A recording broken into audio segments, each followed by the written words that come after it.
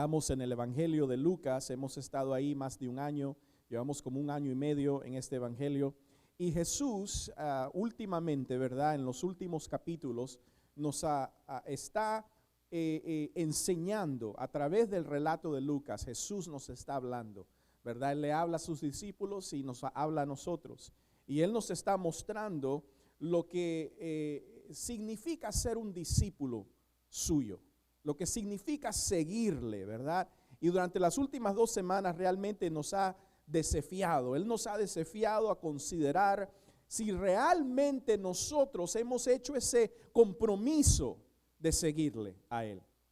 Y hace 2 domingos Jesús nos mostró el costo de seguirle. El costo. Él nos dijo que no podemos seguirlo verdaderamente si nuestra identidad está atada a otras cosas que no son Él, ¿verdad? Si lo que nosotros buscamos en este mundo es el consuelo de nuestras familias, nada más, no somos dignos de seguirle. Si lo que nosotros buscamos en este mundo es simplemente el consuelo de las posesiones que nosotros tenemos, entonces no somos dignos de seguir al Maestro, ¿verdad? Eso es lo que Jesús nos ha enseñado. Él nos ha enseñado, ¿verdad? Que Él no permite el cristianismo que nosotros vemos hoy en día. Él no permite el cristianismo occidental que añade un poco de Jesús a tu vida y te llama discípulo. Jesús no es solo una fórmula que agregamos al resto de nuestras vidas para salvarnos, ¿verdad? Jesús no nos dice que si queremos seguirle, si queremos seguirlo, debemos ponerlo a Él en el centro y Él tiene que ser el motor primordial de nuestras vidas. En otras palabras, Él tiene que ser número 1. Nosotros tenemos que reconocer que Jesús es mayor que nuestras posesiones, que Jesús es mayor que nuestras familias, que Jesús es mayor que nuestras búsquedas y nuestros logros. Luego la semana pasada Jesús pasó de los requisitos para seguirlo a la misión real, a seguir a Jesús. Y mis hermanos, nosotros aprendimos la semana pasada que seguir a Jesús es orar, ¿verdad? Es ir a predicar las buenas nuevas, es sanar a los enfermos, es liberar a la gente oprimida por demonios. Eso es lo que es la misión.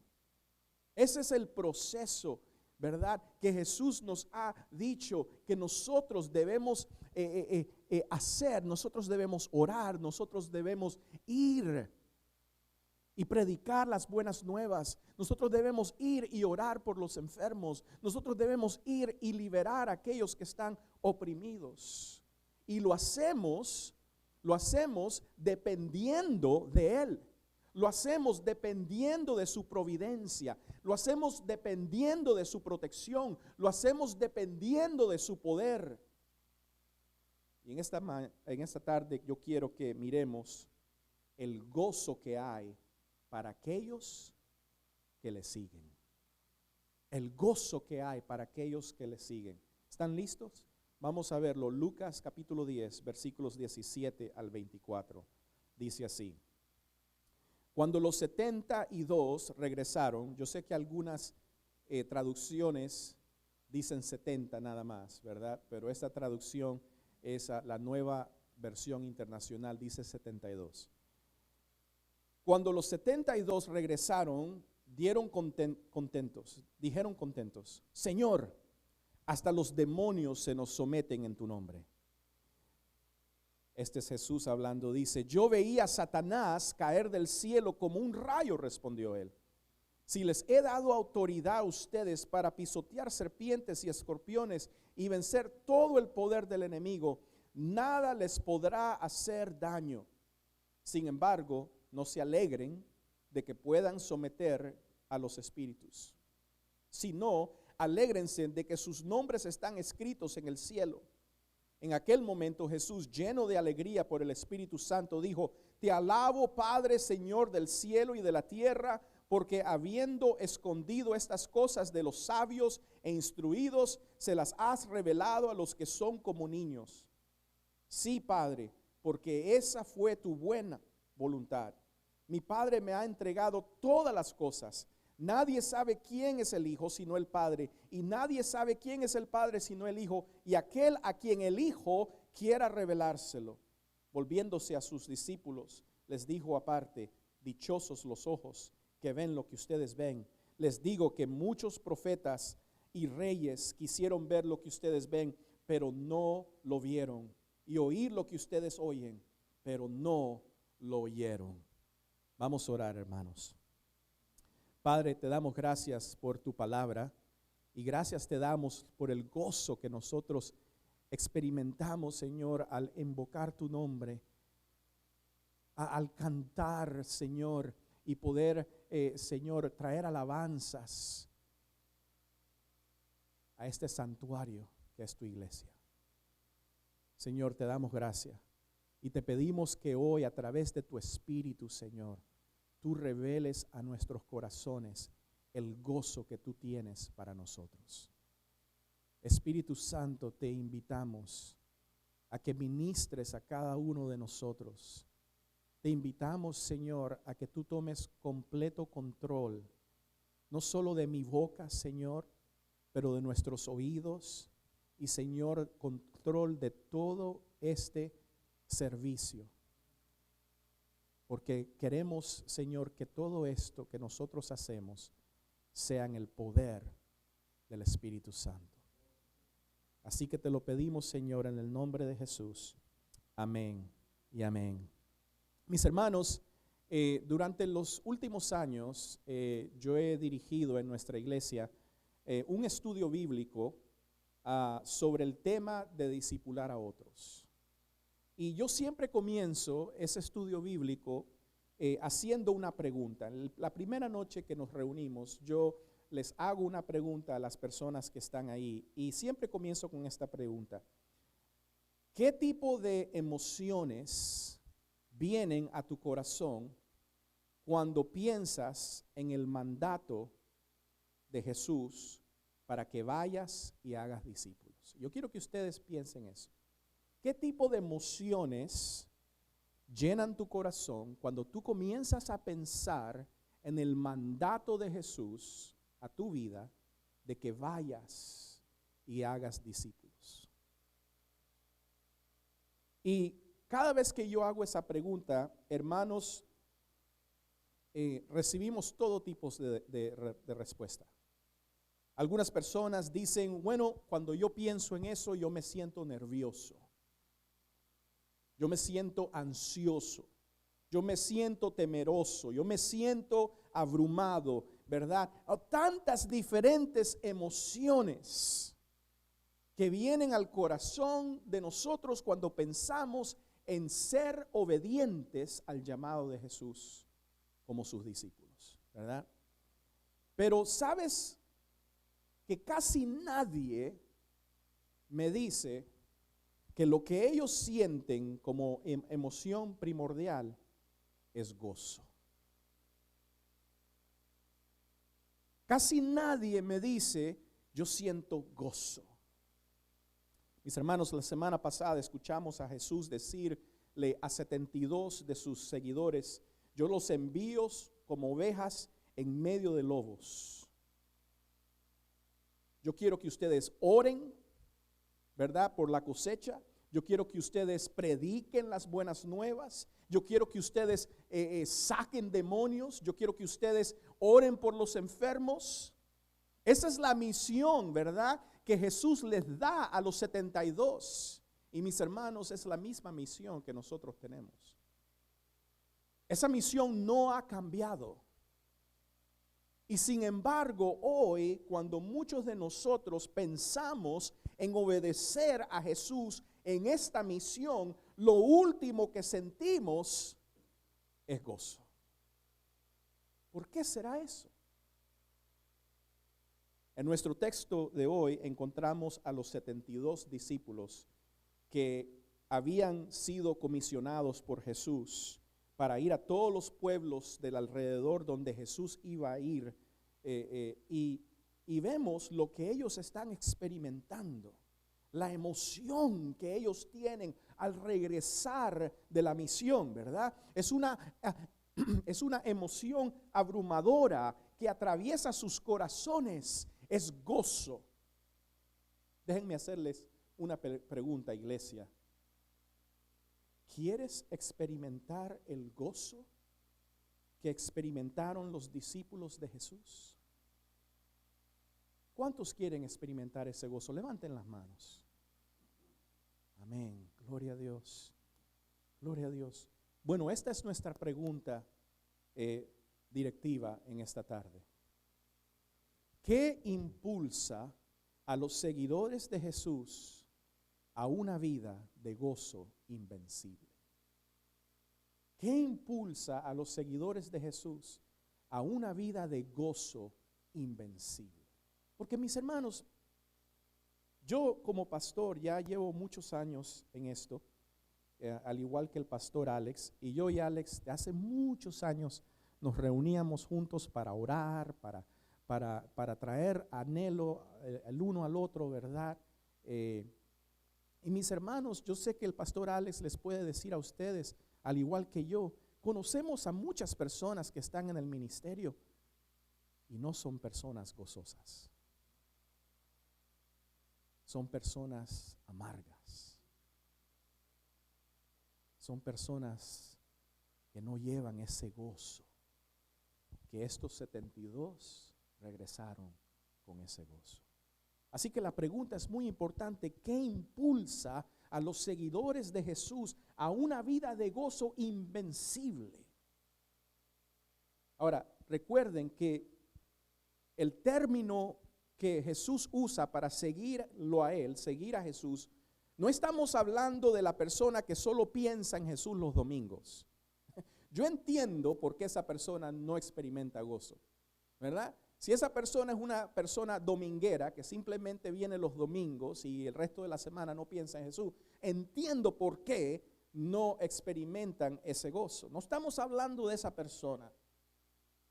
No estamos hablando de la persona que simplemente agrega a Jesús al resto de su vida cómoda como una especie de amuleto que hará que su vida sea aún más cómoda. No estamos hablando de esa persona. Como seguidores de Jesús, discípulos de Jesús, todos hemos sido comisionados por Jesús para ser discípulos. De hecho, Jesús nos dejó esta gran comisión en Mateo 28, hacer discípulos a todas las naciones, bautizándolos y enseñándoles a guardar todo lo que Él ha mandado. Esas son nuestras órdenes de marcha, y en el libro de los Hechos nosotros vemos cómo se desarrolla esas órdenes cuando Jesús les dice a sus discípulos una vez más, antes de elevarse al cielo, ¿verdad? En la ascensión, Él les dice, esperen, ¿por qué? Porque les va a venir el poder, y con el poder van a poder ser testigos míos por toda la tierra. Mis hermanos, somos discípulos que hacen discípulos, somos testigos del Señor Jesucristo, resucitado, caminando en dependencia de Él y trayendo salvación, sanidad y liberación a los perdidos. Eso es lo que somos.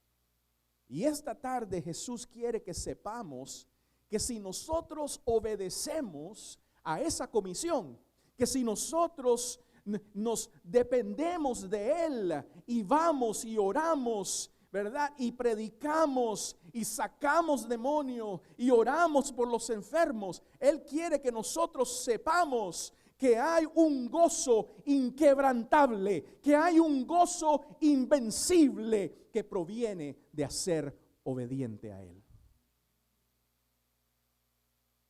Sin embargo, la mayoría de los cristianos hoy en día no experimentan ese gozo. Así que, ¿qué impulsa a los seguidores de Jesús a una vida de gozo invencible. Vamos a echar un vistazo a dos tipos de gozos: el gozo de los discípulos y el gozo de Jesús. ¿Okay? Así que vamos con el primer punto, el gozo vulnerable de los discípulos. Miren el versículo 17 al 19, dice así: cuando los 72 regresaron, dijeron contentos: Señor, hasta los demonios se nos someten en tu nombre. Yo veía a Satanás caer del cielo como un rayo, respondió él. Si les he dado autoridad a ustedes para pisotear serpientes y escorpiones y vencer todo el poder del enemigo, nada les podrá hacer daño. El texto nos revela de inmediatamente por qué los discípulos estaban tan gozosos. El texto nos dice que cuando ellos volvieron a Jesús, días después, tal vez semanas después, vuelven asombrados. Y vuelven asombrados de que hasta los demonios, dice, se sujetan en su nombre. Estos discípulos acaban de experimentar algo que nunca habían experimentado, mis hermanos. Ellos acaban de experimentar algo que ellos nunca habían experimentado. Ellos habían visto a Jesús expulsar demonios.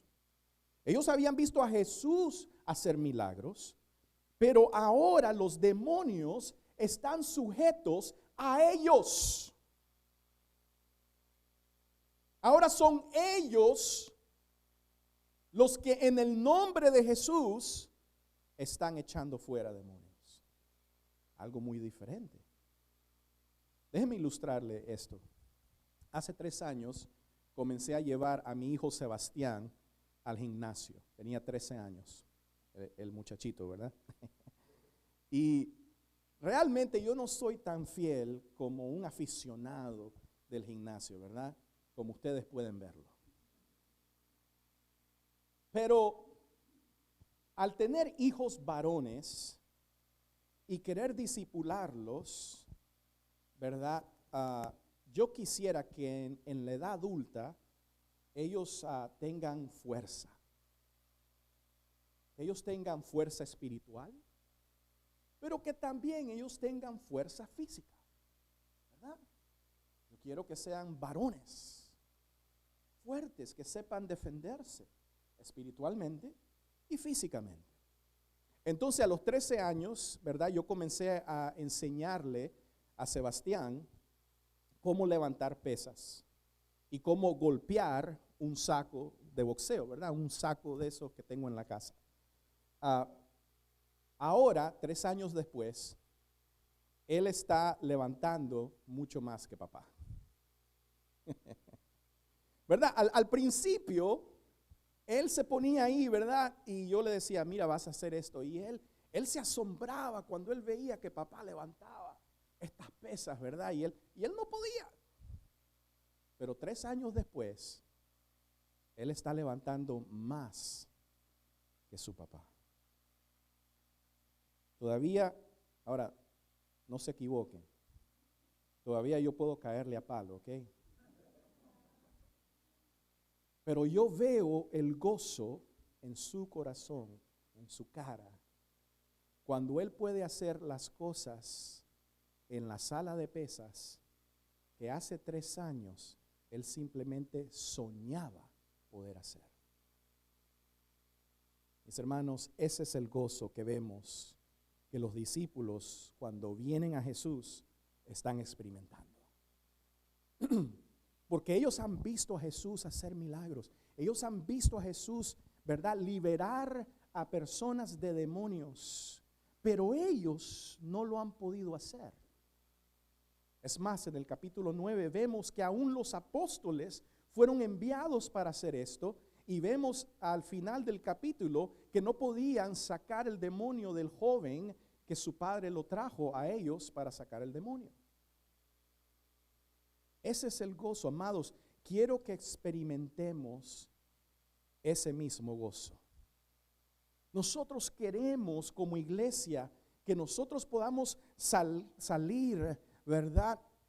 Y predicar y orar por personas y orar por liberación y que nosotros experimentemos ese mismo gozo. Pero aquí nosotros vemos dos tipos de gozo. Está el gozo circunstancial y está el gozo objetivo. Vamos a ver el gozo circunstancial. Dice, ¿verdad? El 17, cuando los 72 regresaron, dijeron contentos: Señor, hasta los demonios se nos someten en tu nombre. Cuando leemos estos versículos, es difícil para nosotros no imaginarnos 36 equipos. Acuérdese que el Señor los mandaba de dos en dos, ¿verdad? 36 equipos listos para ir al campo misionero con mucho entusiasmo y gozo, siendo comisionados por el Señor. Nosotros pensamos, ¿verdad? Eso, por eso muchas personas cuando nosotros vamos a plantar iglesias, por ejemplo, yo me acuerdo cuando a mí me mandaron, ¿verdad? Y la iglesia estaba gozosa y todo el mundo oró por mí y por aquellos hermanos que iban conmigo. Alex también, yo me acuerdo cuando él comenzó, ¿verdad? Y la gente está tan emocionada. Y nosotros nos ponemos a pensar, quizás esa era la emoción que tenían estos 36 equipos de dos en dos que iban al campo misionero. Pero mis hermanos, no creo que ellos se iban con una gran emoción. Recuérdense la semana pasada lo que el pastor Alex nos enseñó, las condiciones en las que Jesús envía a sus discípulos. ¿Se acuerdan las condiciones? Déjenme recordarles las condiciones. Estaban siendo enviados como corderos entre lobos. En otras palabras, era una misión kamikaze, ¿verdad? Suicida. Porque nunca yo he visto que un cordero le pueda ganar a un lobo. Pero el Señor los está enviando como corderos entre lobos. Él los estaba enviando, siendo enviados sin provisiones. No lleven su mochila llena de comida, llena de ropa. No van a llevar nada. Él los envía y les dice que tienen que comer lo que se les sirva. Ahí ya me mató a mí. Porque si no me sirven una carnita asada,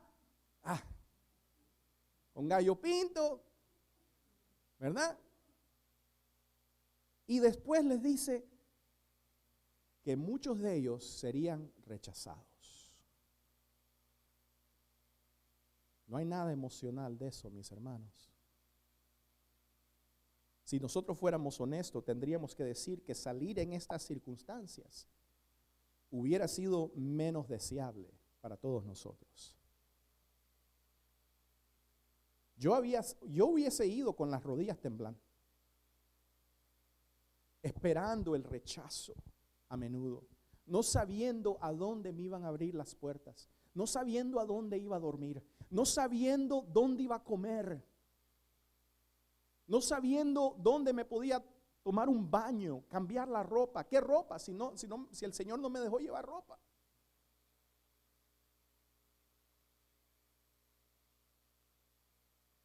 Pero además de esto, el texto no nos dice cuánto tiempo ellos habían seguido a Jesús.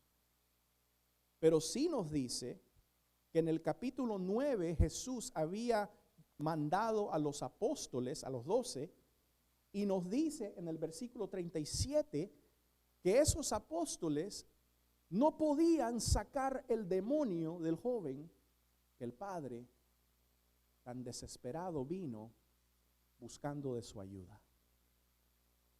Entonces lo que tenemos aquí en el capítulo 10 es un grupo de 72 discípulos que no están siendo enviados en circunstancias agradables ni favorables. Están siendo enviados como corderos en medio de lobos.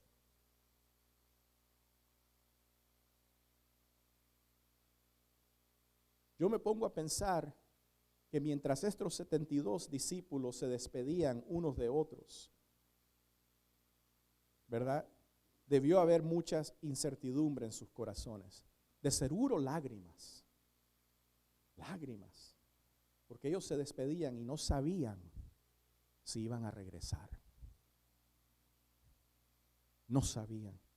Pero mis hermanos, aquí nos dice el versículo, y es lo asombroso, que 72 corderos salieron en medio de lobos y ninguno se perdió. Así que el gozo de ellos era razonable.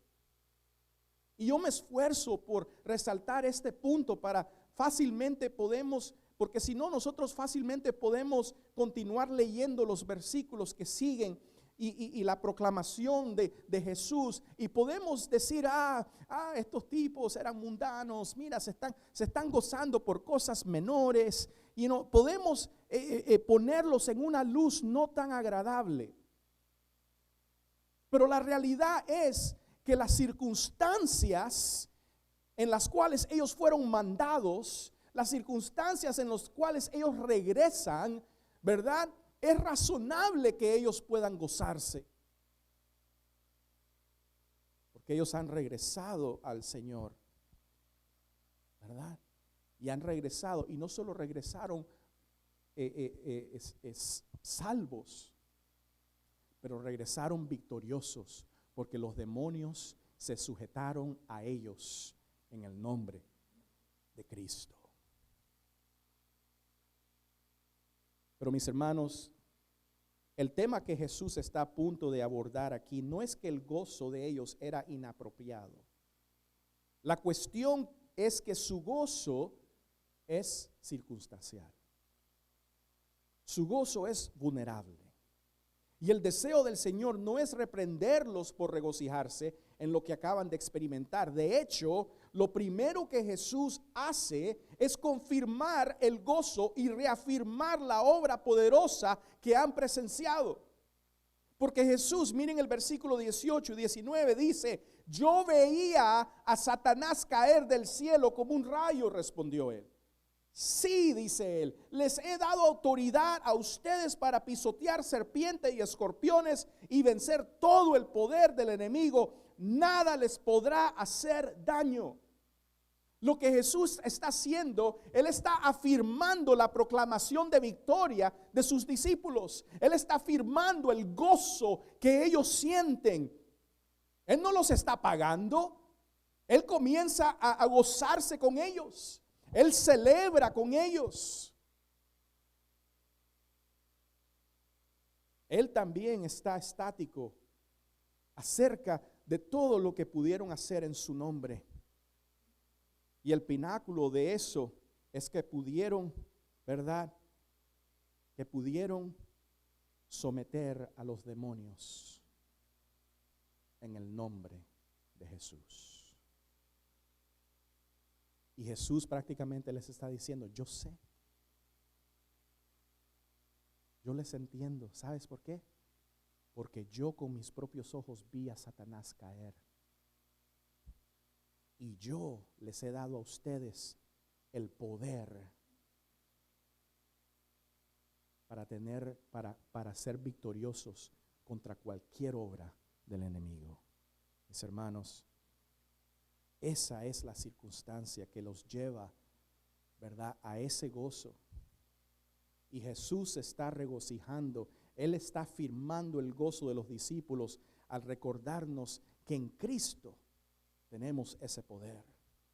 Tenemos poder para pisotear serpientes y escorpiones, símbolos bíblicos del mal. En Cristo, Satanás es un enemigo derrotado. En Cristo tenemos autoridad y protección de las obras del enemigo, y esto fue y es ciertamente algo que nosotros debemos de regocijarnos.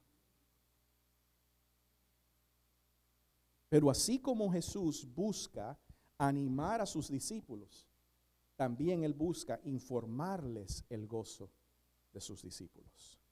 Porque Jesús quiere que tengan un gozo mucho más seguro, mucho más fundamentado, un gozo que no es circunstancial, sino un gozo que es objetivo, fundado. ¿Cuál es ese gozo? Vamos a ver ese gozo objetivo. Miren el versículo 20, Jesús dice, sin embargo, o sea, en otras palabras, yo me regocijo con ustedes. ¡Wow! Tremendo. Sí, yo vi a Satanás caer del cielo. Sí, yo les he dado el poder para ustedes pisotear cualquier obra del enemigo. Sin embargo,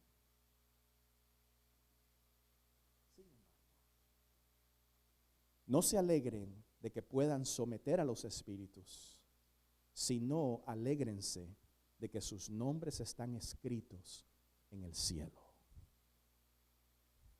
Mis hermanos, ¿por qué el Señor dice tal cosa? ¿Es Jesús un aguafiestas? Ustedes saben lo que es un aguafiestas, ¿verdad? La persona que llega a la fiesta y la fiesta se acaba, ¿verdad? ¿Es Jesús un aguafiestas?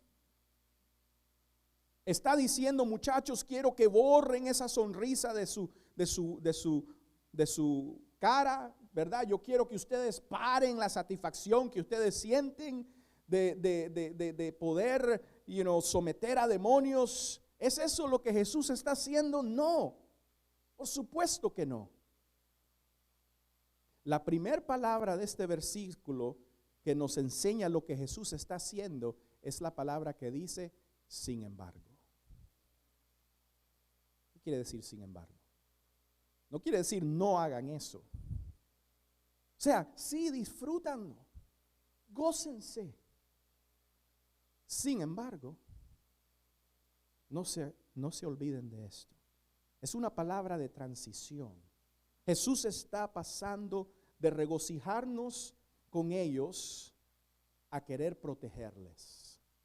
Así como Jesús pudo ver y regocijarse en la victoria que ellos experimentaron por el poder de su nombre, también Él podía ver que si ellos se quedaban ahí, que si su gozo no era fundado en algo más profundo, entonces su gozo era un gozo vulnerable.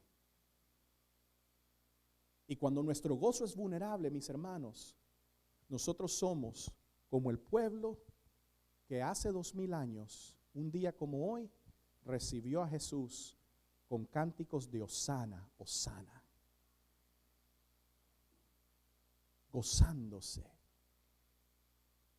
¿verdad? El rey ha llegado. Y una semana después, como nos dijo Renzo, lo estaban crucificando. Mis hermanos, nuestro gozo tiene que ser más fundado en algo más objetivo, en algo más profundo. Permítanme ilustrarnos esto. El principio de nuestra crianza, nosotros tenemos 4 niños, ¿verdad? Cuando los niños estaban pequeños, y los niños, ¿verdad? Tienen sus juguetes por toda la casa, tienen las crayonas, ¿verdad? Ellos hacen un desastre, ¿verdad? Pero es algo gozoso, ¿verdad? No se pongan bravos porque ese tiempo se acaba rápido, ¿verdad? Pero cuando los niños eran pequeños, mi esposa diseñó una lista que poníamos en la pared, ¿verdad? Una lista diaria de tareas para nuestros hijos.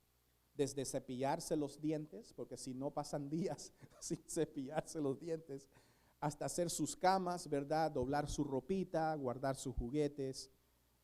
Por supuesto, no todas las tareas de la lista se hacían diariamente, ¿verdad? Pero me acuerdo cuando Isabel, que era la mayor, Isabel muchas veces, ella terminaba todas sus tareas, ¿verdad? Ella terminaba todas las obras, ¿verdad? Y ella venía a papi o a mami, ¿verdad? Y ella venía regocijándose. Y decía, ¿verdad? Yo acabé todas las tareas. Mami, hice todas las tareas. Daddy, hice todas las tareas. Y mis hermanos, nosotros nos gozábamos con ella. Pero muy a menudo yo le decía a mis hijas, a mi hija, baby, yo estoy muy alegre que tú terminaste todas tus tareas. Pero tú sabes qué me das mucho más alegría. ¿Sabes qué me da mucho más gozo? Que tú eres mi hija.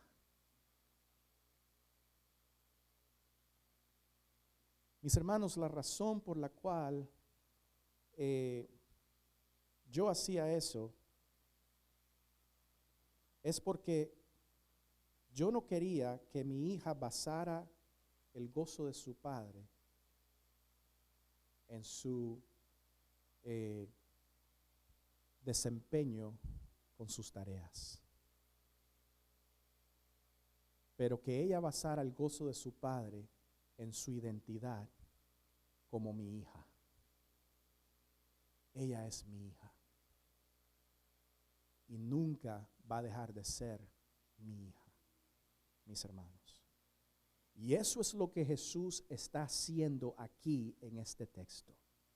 Él no está diciendo que no deberían regocijarse en el poder espiritual que han obtenido en el nombre de Jesús. Él no dice que no se pueden regocijar en que oraron y personas recibieron milagros y se sanaron. Él no dice que no podemos gozarnos en que podemos mandar a demonios a que sean fuera de las personas y se vayan al infierno. No, pero él lo que dice es que esas cosas, ¿verdad?, no son tan importantes de regocijarse como lo es saber de que tú perteneces al Padre Celestial.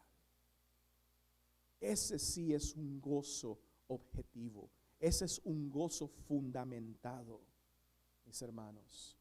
Es un gozo primordial.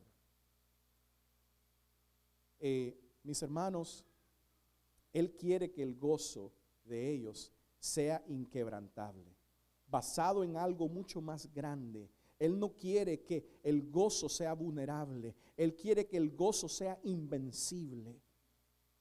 Y tal vez los discípulos corrían el mismo riesgo que nosotros, hermanos, en la iglesia en los Estados Unidos. Yo veo muchos hermanos sin gozo. Nosotros deberíamos de ser las personas más gozosas en el mundo.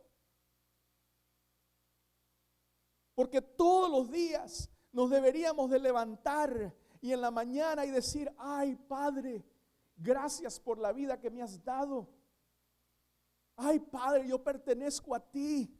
Gracias por tu Hijo amado, Señor, que vivió por mí, murió por mí, resucitó de entre los muertos por mí.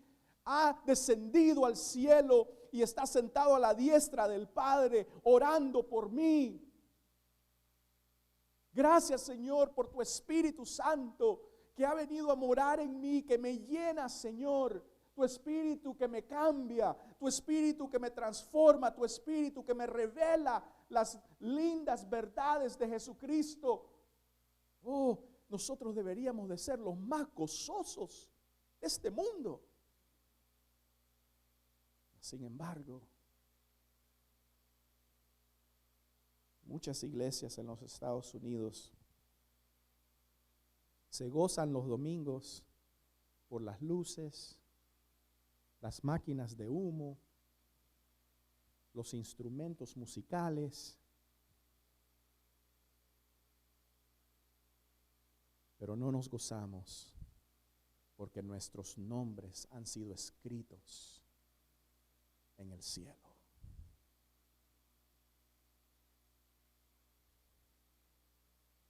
Mis hermanos, pensar en el Evangelio como simplemente una puerta o a cosas más grandes, como la prosperidad, como la autorrealización, como el éxito ministerial, como si estas cosas fueran más grandes que el Evangelio.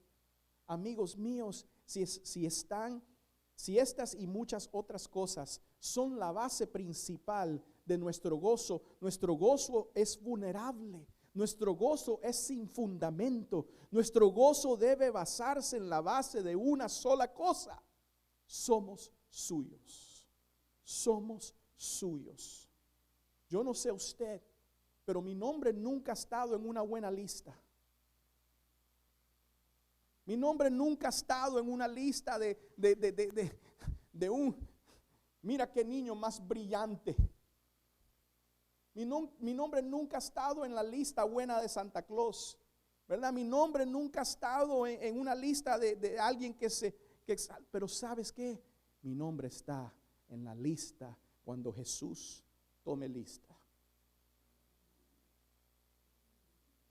Cuando Jesús se pare en el juicio del trono blanco y Él comience a tomar lista de aquellos cuyos pecados ya han sido pagados y borrados, ahí estará mi nombre en esa lista.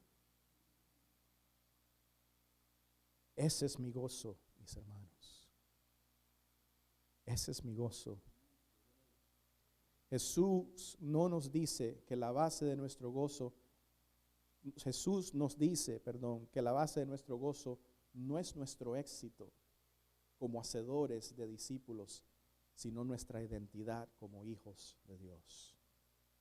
Ahora, permítanme decir que esto no es una excusa para que disminuyamos lo último, ¿verdad?, que hemos visto, o para que digamos, bueno, yo me regocijo en ser suyo, aunque yo nunca obedezco su llamado a orar, a ir y a expulsar demonios y a orar por los enfermos.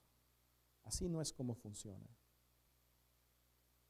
Mis hermanos, orar, ir, predicar, expulsar demonios son las mismas cosas que nos recuerdan la gran realidad de que nosotros somos suyos. Entonces, en Christ Family Español, oraremos por los trabajadores de la cosecha que necesitamos.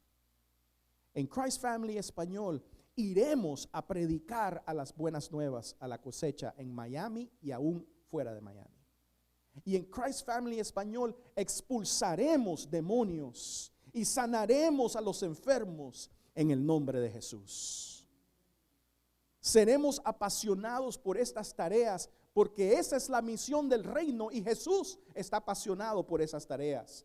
Pero lo único que impulsará todo nuestro gozo, lo único que será el fundamento de nuestro gozo es el evangelio de Jesucristo, ¿verdad? Que nos recuerda que nosotros somos del Padre.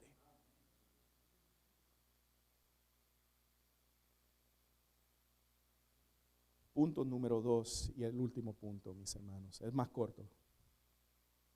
Es el gozo invencible de Jesús. Vimos el gozo de los discípulos. Ahora vamos a ver el gozo de Jesús, ¿verdad? Porque miren lo que Jesús dice en el versículo 21 y adelante. Dice, en aquel momento Jesús, Él comienza a gozarse. Dice aquí, lleno de alegría, gozo, ¿verdad? Por el Espíritu Santo, dijo, te alabo, Padre, Señor del cielo y de la tierra, porque habiendo escondido estas cosas de los sabios e instruidos, se las has revelado a los que son como niños. Sí, Padre, porque esa fue tu buena voluntad. Mis hermanos, aquí nosotros vemos, Jesús se regocija con sus discípulos, pero les da una advertencia y les dice, miren, yo me regocijo con ustedes, pero no dejen que su gozo esté fundado en esas cosas, sino en que ustedes pertenecen al Padre. Y después Él se vuelve al Padre y comienza una alabanza de su corazón. Y Él comienza a gozarse, ¿verdad? Y dice eso, ¿verdad? Jesús estalla. Eso es lo que el idioma original describe como gozo desbordante. Nuestras Biblias dicen, ¿verdad? Dicen que Él se regocijó en el Espíritu. Mis hermanos, este era un gozo que el Espíritu Santo le dio a Jesús, ¿verdad? Y en Él nosotros vemos el fundamento del gozo. Número 1, vemos el gozo del soberano placer del Padre. Porque es el Padre, es la voluntad del Padre, ¿verdad? La palabra nos dice, ¿verdad? Que el Padre, por su voluntad, Él nos abrió los ojos, mis hermanos. Él le reveló a nosotros, nos reveló su Hijo amado. Porque nadie conoce al Padre sino el Hijo. Y nadie conoce al Hijo sino el Padre. Y aquellos que conocen al Padre lo conocen porque el Hijo lo reveló, mis hermanos. Así que Jesús se regocija, ¿verdad?, en la soberanía de Dios, en la gracia de Dios, de revelarnos a nosotros esta verdad y de hacernos sus hijos.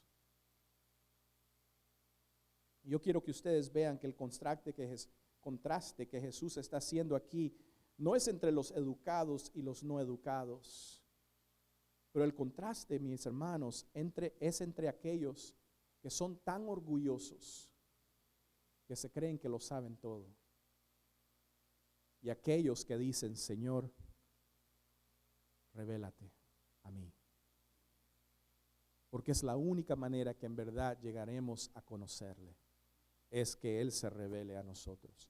Jesús tiene el fundamento de nuestro gozo en el placer del Padre, pero también en el poder del Hijo. Miren el versículo 22, dice: mi Padre me ha entregado todas las cosas. Todas las cosas. Mis hermanos, todo ha sido entregado al Hijo, ¿verdad? La razón por la cual hay alguna inclinación hacia Dios en nuestros corazones esta tarde es porque el Hijo nos ha revelado al Padre. Es porque el Hijo, ¿verdad?, en su soberanía, en su poder, Él nos trajo de la muerte a la vida, ¿verdad? Es el Hijo, lo que el Hijo ha hecho por nosotros.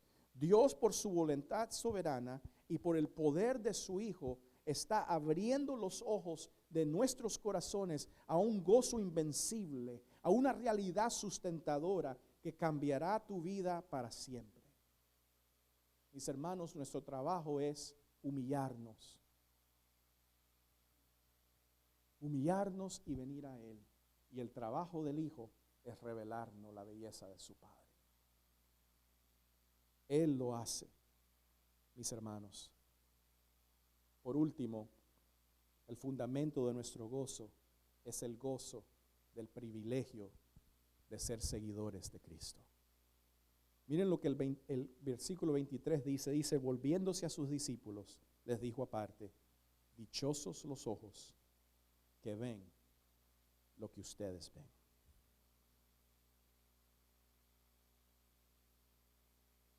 Hay un gozo que nadie nos puede quitar. Hay un gozo invencible que supera todas nuestras circunstancias. Uno que no está ligado a los dones espirituales que hemos recibido. Uno que no está ligado, ¿verdad?, a nuestro desempeño. Uno que no está ligado, ¿verdad?, a cuántos demonios nosotros expulsamos o a cuántas personas nosotros oramos para sanidad. Un gozo que no está atado a cuántas personas vienen aquí los domingos. Un gozo que nunca va a estar atado, mis hermanos, a que esta iglesia crezca y se duplique y se triplique. Un gozo que está atado a una verdad, y una verdad simplemente: que hemos sido salvados, que hemos sido adoptados, restaurados, que tenemos paz con Dios. Este es nuestro gozo principal y el que informa todos nuestros gozos. Y yo les digo algo: este gozo informará aún tus días de sufrimiento. Y este gozo informará tus días de éxito. Cuando tienes un problema familiar, este gozo te levantará. Cuando tienes una lucha en el trabajo, este gozo te levantará. Cuando estás luchando con cáncer, este gozo te levantará. Es el gozo de saber de que mi vida está en las manos de un Rey soberano que me ama, que me sostiene y que me ha dado el poder de su Hijo amado. Ese es nuestro gozo, mis hermanos. Vamos a levantarnos en pie y vamos a orar.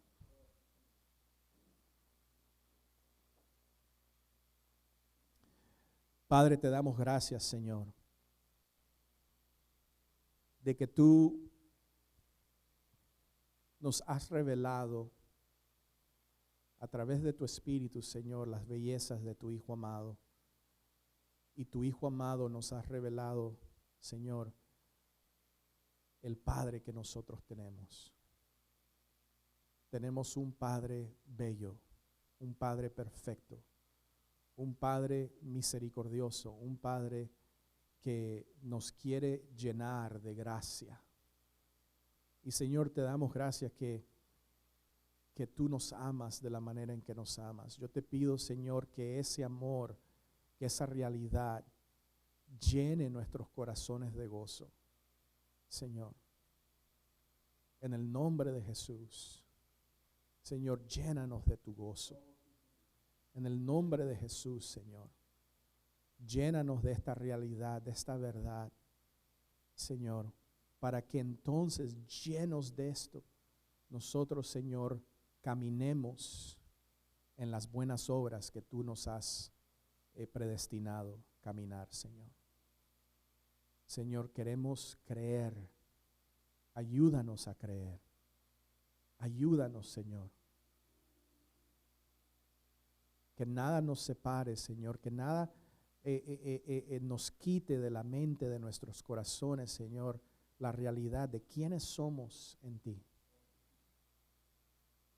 Y ayúdanos, Señor, a tomar esos pasos de seguirte en la misión, de salir, Señor, a orar por la cosecha que es plena aquí en Miami, de salir, Señor, y predicar las buenas nuevas con personas alrededor de nosotros, Señor, de orar por liberación de demonios, de orar, Señor, para sanidad de nuestros cuerpos.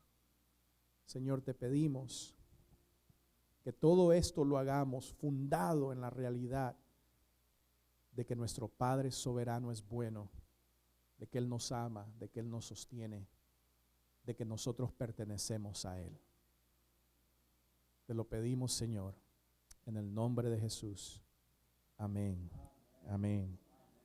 Pastor Alex. Amén. Amén. Gloria a Dios. Aleluya. Gloria a Dios por su palabra. Mi amado hermano, lo único que te voy a decir, si tú estás luchando y tú percibes en tu corazón que tú no tienes ese gozo, ¿verdad? Y que tú estás siendo atacado por la tristeza y por la depresión, nosotros queremos orar por ti. Nosotros queremos orar por ti. No queremos que tú te vayas oyendo esta palabra tan preciosa, ¿verdad? Y que salgas allí, ¿verdad? Nosotros queremos con humildad y en el nombre de Jesús, ¿verdad? Venir y orar por ti en esta tarde antes de que tú te vayas, ¿verdad? Y queremos dejarte ir con esa bendición. Así que si hay alguien en medio de nosotros, si vamos a cerrar nuestros ojos, ¿verdad? Pero si hay alguien en medio de nosotros que está batallando con la tristeza y con la depresión en el corazón, por favor levanta tu mano, ¿verdad? Y nosotros vamos a llegar allí y vamos a orar por ti en esta hora. Amén. Amén. Bueno, le damos gracias al Señor por su palabra, ¿verdad? Y bendice a tu hermano que está a la par en esta hora, ¿verdad? Y dale un abrazo y en el nombre de Cristo Jesús, ¿verdad? Nos vemos pronto, hermanos, a seguir celebrando el nombre de Jesús. Amén. Amén.